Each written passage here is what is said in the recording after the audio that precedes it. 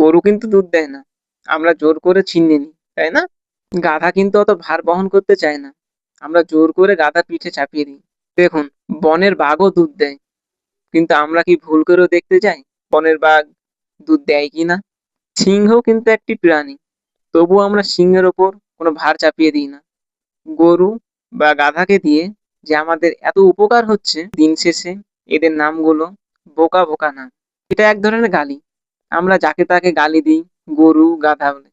বনের বাঘ কিন্তু আমাদের উপকার করছে না, আমরা যদি তাদের সামনে যাই আমাদেরকে খেয়ে নেবে। তারপরেও কিন্তু আমরা তাদের নামে প্রশংসা করি। সিংহ, বনের রাজা, বাঘের মতো হিংস্র প্রাণী আর নেই, শুধু আমরা সুনাম করে গিয়েছি, তাই না? কিন্তু যে মানুষগুলো সব সময় আমাদের পাশে থাকে, সব সময় আমাদেরকে হেল্প করে, সেই মানুষগুলোকে আমরা গাধার চোখে দেখি, গরুর চোখে দেখি।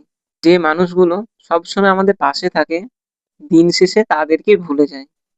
যে মানুষগুলো মিথ্যে আশা দেয়, তাদেরকে আমরা মাথায় করে রাখি।